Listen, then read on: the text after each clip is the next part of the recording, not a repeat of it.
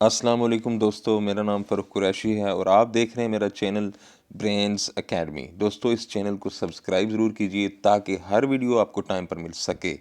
दोस्तों, पेडागोजी की तैयारी का सिलसिला हमारा चल रहा है और हमने इससे पहले क्लासरूम असेसमेंट्स के 2 लेक्चर या मेरे ख्याल में 3 हो गए अपलोड कर दिए थे और आप लोगों ने वो लेक्चर देखे होंगे और असेसमेंट को अच्छे तरीके से कंप्लीटली आप लोगों ने समझा होगा। आज हम टाइप्स ऑफ असेसमेंट, जो कि बहुत ही इम्पॉर्टेंट टॉपिक है एनटीएस के हवाले से और मुख्तलिफ जो टेस्ट होते हैं जिनमें पेडागोजी का पोर्शन आता है, असेसमेंट की इकसाम ज़रूर पूछी जाती हैं। ठीक है जी। तो टाइप्स ऑफ असेसमेंट कौन कौन सी टाइप्स हैं आज हम जानेंगे और उनको समझने की कोशिश करेंगे। दोस्तों, मेन टाइप्स ऑफ असेसमेंट की 3 बुनियादी इकसाम हैं, 3 बड़ी इकसाम हैं जिनको समझना बहुत ज़रूरी है। इन 3 के अलावा भी बहुत सारी इकसाम हैं, लेकिन बुनियादी जो इकसाम है, मेन जो इकसाम है, बड़ी जो इकसाम है, वो 3 हैं। Assessment for learning, assessment of learning और असेसमेंट एज लर्निंग। ये 3 इनको हम समझेंगे और जानने की कोशिश करें कि ये क्या है। Assessment for learning, for assessment of learning और असेसमेंट एज लर्निंग। ये 3 इकसाम हैं, इनको हम अभी समझने की कोशिश करेंगे। दोस्तों, असेसमेंट फॉर लर्निंग, सीखने के लिए आजमाइश, सीखने के लिए असेसमेंट, इसको आम तौर पर हम फॉर्मेटिव असेसमेंट के नाम से जानते हैं। असेसमेंट फॉर लर्निंग को फॉर्मेटिव असेसमेंट कहते हैं, यानी स्पेसिफिक नाम अगर आप लें तो फॉर्मेटिव असेसमेंट। तो दोस्तों, ये असेसमेंट रोज़ाना की बुनियाद पर होती है। मैं इसका बुनियादी मतलब आपको समझा दूं।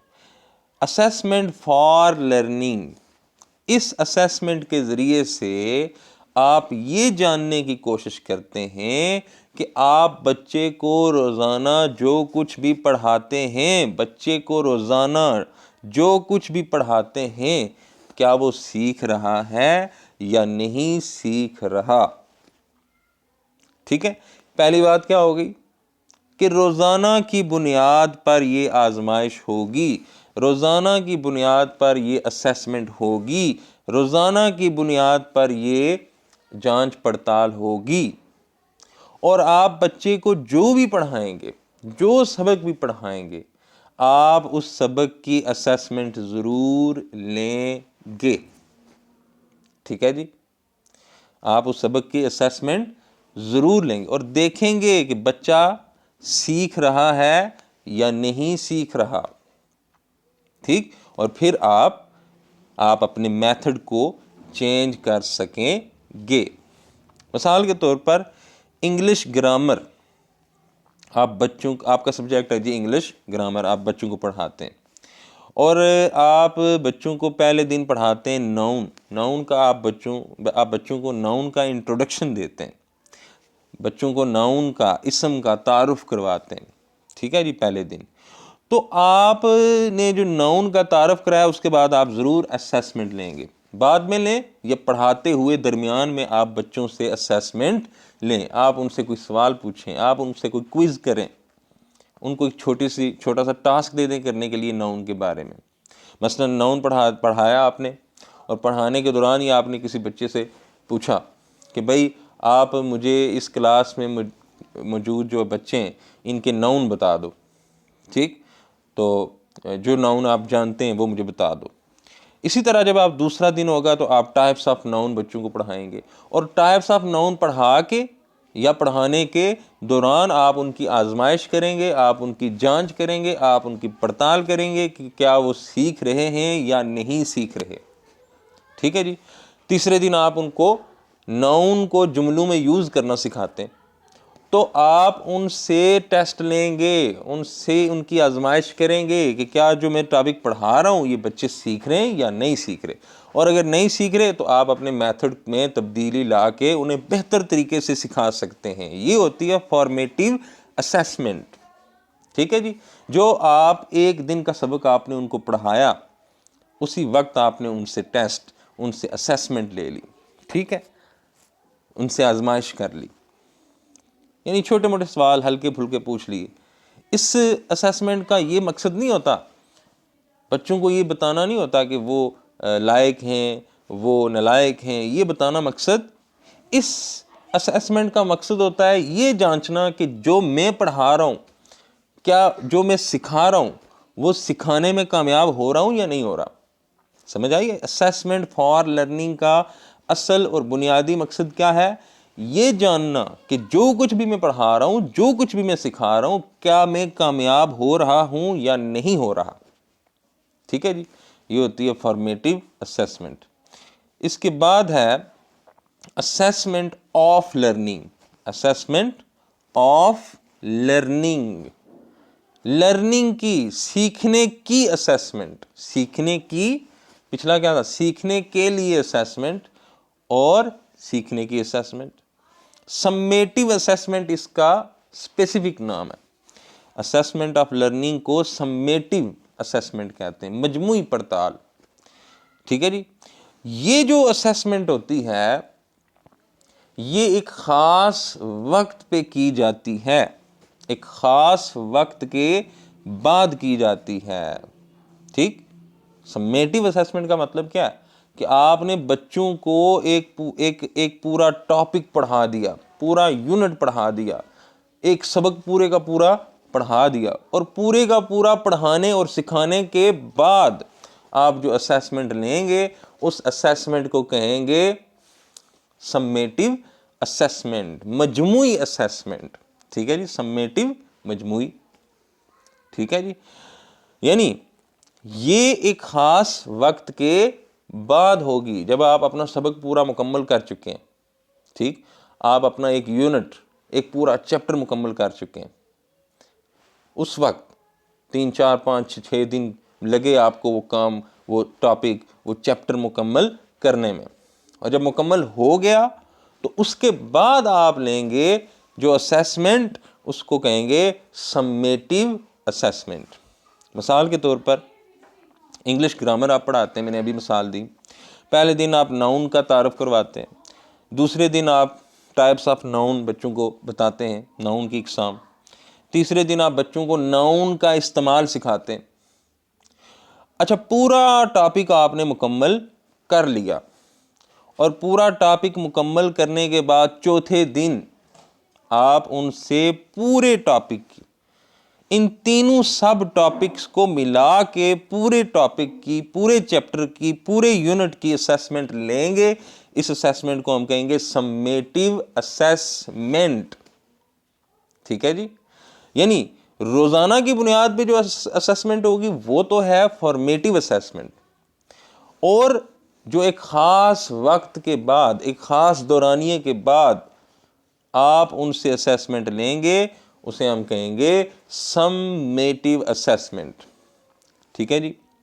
मिसाल के तौर पर आप मैथ पढ़ाते हैं और मैथ का आपने एक यूनिट स्टार्ट किया है, उस यूनिट में 10 एक्सरसाइजेज हैं, आप एक दिन में एक एक्सरसाइज पढ़ाते हैं। ठीक, तो उसी वक्त आप असेसमेंट लेंगे तो इसे कहेंगे फॉर्मेटिव असेसमेंट। और 10 की 10 एक्सरसाइजेज पढ़ा ली और आपने पूरा यूनिट पढ़ा लिया, और पूरा यूनिट पढ़ाने के बाद आप जो असेसमेंट लेंगे उसको कहेंगे सम्मेटिव असेसमेंट, मजमूई असेसमेंट। तो मैं उम्मीद कर रहा हूं कि आपको ये आसान सा कंसेप्ट समझ आ रहा होगा। इस असेसमेंट का मकसद क्या होता है? इस असेसमेंट का मकसद ये होता है कि बच्चों ने क्या अचीव किया है, बच्चे किस कदर कामयाब हुए हैं अचीव करने में। फॉर्मेटिव असेसमेंट में क्या आप जांचते हैं कि जो मैं पढ़ा रहा हूं, जो मैं सिखा रहा हूं, क्या मैं वो सिखाने में कामयाब हो रहा हूं। जबकि सम्मेटिव असेसमेंट में आप ये देखते हैं कि बच्चे किस कदर कामयाब हुए हैं सीखने में, पढ़ने में, उनकी अचीवमेंट कितनी है। समझ आइए आपको, ताकि आप वालिदैन को बता सकें कि आपका बच्चा इतना लायक है, या वो इतना मेहनती है, या उसने इतना अच्छा परफॉर्म किया है। ये इसका बुनियादी मकसद है। और आखिरी किस्म, assessment as learning. Assessment as learning, इसका कोई स्पेसिफिक नाम हम नहीं रखते। असेसमेंट एज लर्निंग, इस असेसमेंट में बच्चे खुद अपना जायजा लेते हैं, बच्चे खुद अपनी जांच करते हैं, बच्चे खुद अपनी पड़ताल करते हैं, और अपनी जांच करके, अपनी पड़ताल करके, अपना जायजा लेकर बहुत सारी बातें सीखते हैं। उन्हें अपने बारे में पता चलता है, उन्हें अपने बारे में ये समझ आती है कि हम कितना सीख चुके हैं, हम कितना जान चुके हैं। इसे हम ये कह सकते हैं सेल्फ असेसमेंट। सेल्फ असेसमेंट, खुद अपनी जांच करना, खुद अपनी पड़ताल करना, खुद अपना जायजा लेना। इसमें बच्चे क्या कर सकते हैं कि वो खुद अपने सीखे हुए इल्म को जांच सकते हैं, या अपने दूसरे दोस्तों को, जो इनके दूसरे साथी हैं, उनकी भी जांच पड़ताल कर सकते हैं। जैसे आप क्लास में बच्चों को कह देते हैं कि भाई ये आपने कंसेप्ट पढ़ा है, तो इस कंसेप्ट को आपने अप्लाई करना है, और ये नई जो आपकी एक्सरसाइज है वो आपने हल करनी है और ख़ुद करनी है। ठीक है जी। तो बच्चे जब खुद से अपनी जांच करने की कोशिश करेंगे, उस एक्सरसाइज को सॉल्व करने की कोशिश करेंगे खुद से, अपने हासिल करदा इल्म को यूज़ करते हुए बच्चे जब उस नई एक्सरसाइज को खुद से हल करने की कोशिश करेंगे, तो उन्हें पता चलेगा कि वो कितना सीख चुके हैं, उन्होंने कितना समझा है, और वो जान सकेंगे कि उनकी जो नॉलेज है, उनकी जो अंडरस्टैंडिंग है, उनका जो कंसेप्ट है वो कितना गहरा हो चुका है।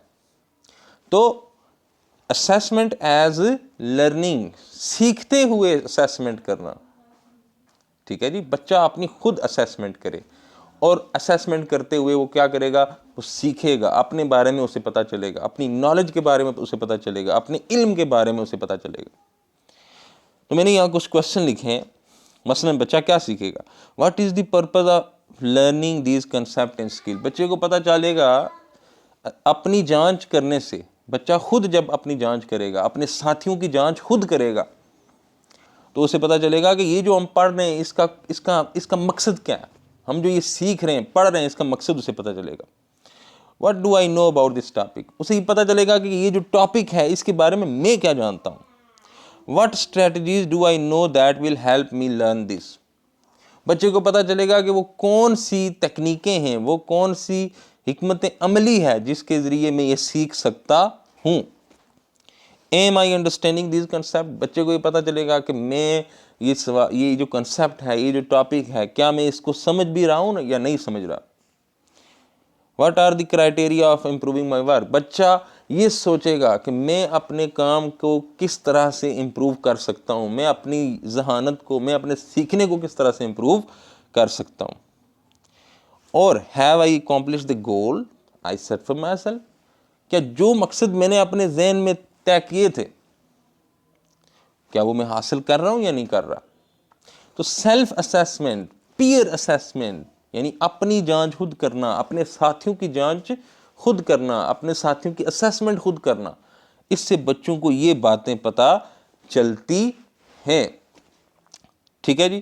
तो अमूमन सेल्फ असेसमेंट हमारे यहाँ, या ये जो असेसमेंट एज लर्निंग है, ये हमारे यहाँ नहीं होती। हमारे यहाँ अमूमन फॉर्मेटिव असेसमेंट और सम्मेटिव असेसमेंट की जाती है। मैं उम्मीद करता हूँ कि ये लेक्चर आपने पूरा देखा होगा, और जिन लोगों ने पूरा देखा है उनको मैं मुबारकबाद पेश करता हूँ पूरा देखने पे।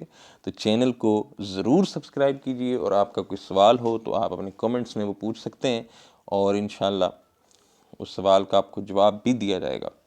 तो एक बार फिर कहूँगा कि चैनल को ज़रूर सब्सक्राइब कीजिए। आप सबका बहुत बहुत शुक्रिया।